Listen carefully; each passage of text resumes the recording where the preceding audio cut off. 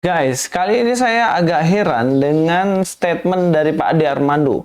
Kok bisa ya, orang yang mengedepankan logika kayak gini percaya sama temannya yang mana dia sendiri nggak pakai logika?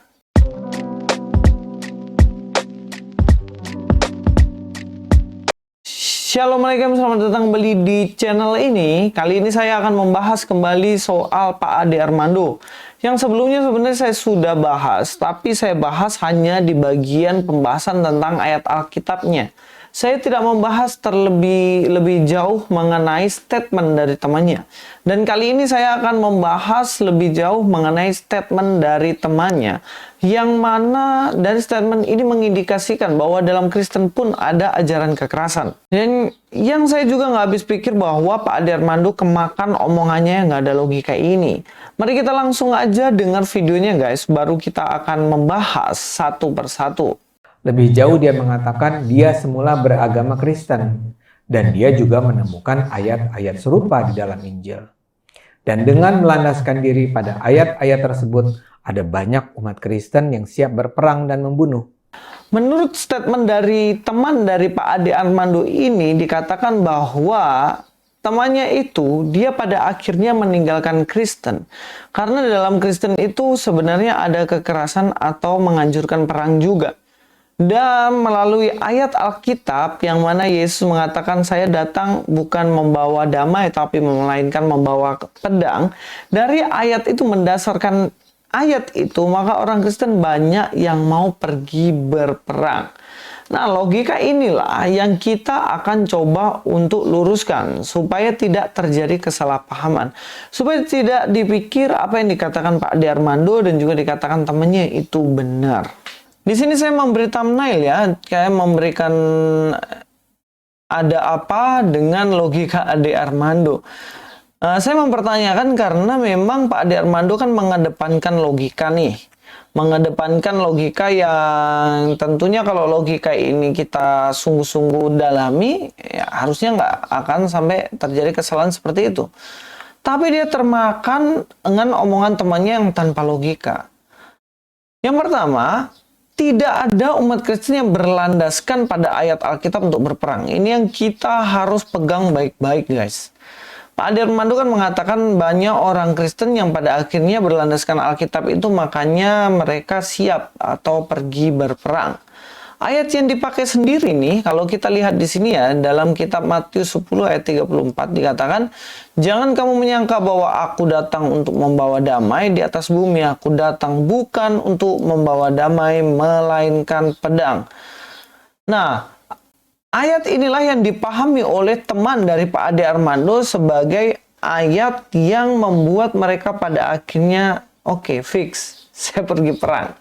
Dan ini jelas kesalahan logika. Kenapa bisa salah logika? Karena Tuhan Yesus sendiri, ya dia aja tidak membawa pedang kemana-mana. Bahkan Petrus ketika waktu itu membawa pedang dan melukai orang lain, Yesus justru mengatakan, jangan, sarungkanlah pedangmu. Kita bisa lihat ya dalam kitab Yohanes 18 ayat 11, kata Yesus kepada Petrus, sarungkanlah pedangmu, itu bukankah aku harus minum cawan yang diberikan Bapa kepadaku. Teman-teman kalau tahu masalah ini di sini itu sebenarnya waktu itu Yesus dia ditangkap, dan ketika dia ditangkap, Petrus menolong Yesus yang waktu itu ditangkap. Dia berusaha untuk datang dan menolong. Tapi justru yang terjadi adalah waktu itu Petrus dimarahin oleh Yesus. Karena Petrus memotong telinga salah satu orang yang menangkap Yesus dan Yesus mengatakan, jangan, sarungkanlah pedangmu itu. Bahkan dia mengatakan bahwa orang yang hidup dari pedang dia juga akan mati oleh karena pedang itu. Sehingga kedua ayat tersebut nggak bisa kita pahami secara literal.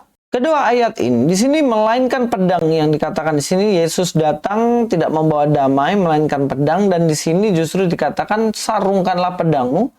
Kalau memang Pak Ade Armando itu memakai logikanya dan dia tahu bahwa ayat ini tidak bisa dilepaskan dari konteksnya, harusnya apa yang dilakukan oleh Pak Ade Armando? Yang dilakukan harusnya adalah mengatakan kepada temannya bahwa yang dimaksud di situ itu bukan berarti siap berperang. Jika dipakai logika sedikit, ya nggak mungkin lah Yesus mengatakan dia membawa pedang, kemudian ketika Petrus memakai pedangnya dan Petrus dilarang. Logikanya sederhana. Keduanya ini seakan-akan kontradiksi, padahal ini nggak kontradiksi sama sekali. Karena maksud dan tujuan dari statement itu berbeda satu dengan yang lainnya. Maka kalau dari sini kita lihat harusnya Pak Ade Armando meluruskan temannya, jangan sampai dia tersesat. Bro, maksudnya bukan begitu. Tapi ya apa boleh buat, semuanya sudah terjadi, nasi sudah menjadi bubur. Udahlah, selesai. Tapi yang jelas tidak ada maksud apapun yang menunjuk bahwa orang Kristen pergi berperang karena ayat ini. Coba survei, coba cari data, adakah orang Kristen yang pergi perang gara-gara ayat tersebut? Gak ada tentunya. Oke, kita lanjut ya. Karena itulah akhirnya dia keluar dari Kristen. Dia memilih tidak beragama. Temannya Pak Ade Armando memutuskan untuk keluar Kristen. Dia memutuskan tidak beragama karena ada orang Kristen yang pergi berperang karena melandaskan kepada ayat ini. Dan ini seharusnya tindakan yang keliru. Kenapa keliru? Lo ngapain keluar dari Kristen? Kenapa nggak lebih belajar lebih baik lagi daripada keluar dari Kristen? Keluar dari Kristen karena ayat peperangan jelaslah sudah salah jalan. Saya mengatakan dengan tegas hal ini ya, itu salah jalan. Sebab kenapa?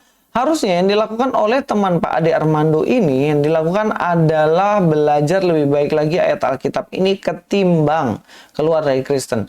Yosua 1 ayat 8 ya, janganlah engkau lupa memperkatakan kitab Taurat ini, tetapi renungkanlah itu siang dan malam, supaya engkau bertindak hati-hati sesuai dengan segala yang tertulis di dalamnya, sebab dengan demikian perjalananmu akan berhasil dan engkau akan beruntung. Dikatakan bagaimana di sini Yosua disuruh oleh Tuhan untuk belajar Taurat itu dengan sungguh-sungguh. Lalu timbul pertanyaan lagi, bukankah Yosua juga pergi berperang? Padahal dia belajar kitab sungguh-sungguh. Kita harus melihat di bagian itu konteksnya. Pada waktu itu kenapa Tuhan memerintahkan perintah khusus yang diberikan kepada Musa, Yosua untuk memerangi pada waktu itu orang-orang yang suku asli di situ. Karena Tuhan hendak menghukum mereka. Mereka ini mau dihukum. Makanya Tuhan memakai bangsa Israel untuk menghukum mereka. Dan itu tertulis jelas di dalam kitab Taurat. Itu jelas sekali. Tetapi perintah ini jelas tidak berlaku di dalam kehidupan sehari-hari bagi bangsa Israel pada kehidupan selanjutnya. Apalagi dalam perjanjian baru. Kalau teman-teman cek semuanya dalam perjanjian baru, adakah kemudian perintah yang mengatakan perangilah musuhmu, perangilah orang yang tidak seiman dengan kamu, perangilah mereka yang tidak sevisi dan setujuan sama kamu. Ada nggak? Jelas nggak ada. Lebih baik belajar Alkitab dengan baik-baik. Renungkanlah siang dan malam supaya kita mengerti kebenaran dalam Alkitab ketimbang pergi, meninggalkan dan tidak beragama lagi. Dia menganggap semua agama adalah sumber bencana. Saya bersimpati dengan cara pandang kawan ini yang mungkin sekarang juga menyaksikan video saya.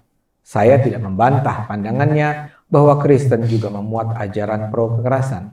Nah, inilah statement berbahaya, paling berbahaya dari Ade Armando. Apa itu? Dia mengatakan bahwa Kristen pro kekerasan. Dan Ade Armando tidak menentang hal itu. Berarti dia setuju bahwa Kristen pro kekerasan.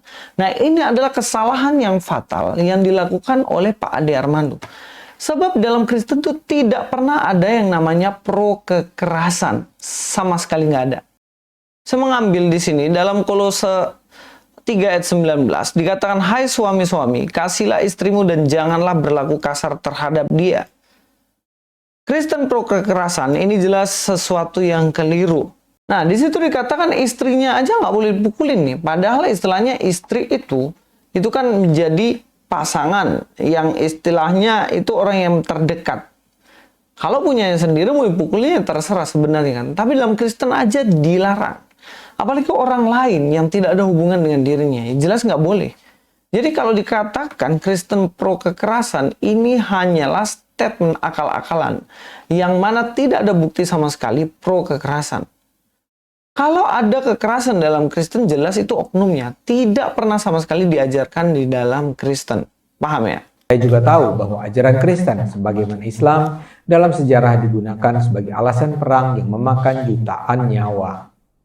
Dan supaya adil, hal serupa terjadi pada Hindu dan Buddha misalnya. Lihat saja apa yang terjadi di India dan Myanmar. Jadi, setiap agama berpotensi membakar kemarahan dan kebencian pada umat beragama lain. Dalam bagian ini yang jelas Ade Armando juga menyetujui bahwa agama itu sumber bencana, seperti yang dikatakan oleh temannya. Padahal agama itu justru bukanlah sumber bencana, sebab agama, terutama dalam Kristennya, justru datang untuk menyelesaikan bencana yang ada. Dalam Markus 2 ayat 17, Yesus mendengar dan berkata kepada mereka, bukan orang sehat yang memerlukan tabib, tetapi orang yang sakit. Aku datang bukan untuk memanggil orang benar, melainkan apa? Orang berdosa. Orang yang berdosa yang dipanggil oleh Yesus, tentunya dia akan sembuh dari sakitnya. Jika orang sudah sembuh dari sakitnya, artinya dosa, pasti akan terjadi yang namanya kedamaian di situ. Karena orang tidak hidup sesukanya. Orang tidak hidup saling menyakiti, tapi justru saling mengasihi. Berulang-ulang Yesus mengatakan, kasihilah musuhmu. Berbuat baiklah kepada mereka yang membenci kamu. Berbuat baiklah kepada mereka yang memusuhi kamu, dan lain-lain. Jadi apa yang dikatakan? Bahwa Kristen itu syarat dengan dan pro dengan kekerasan. Itu jelas suatu statement yang sangat keliru fatal. Dan saya wajib untuk meluruskannya. Dan saya harap Pak Ade Armando tetap memakai logikanya. Saya yakin kesalahannya hanya pada video ini. Pertahankan untuk memakai logika, supaya dengan logika yang tepat, Indonesia, bangsa ini tetap selamat. Sampai ketemu di video selanjutnya. Luis Prasetyo di sini. God be with you all.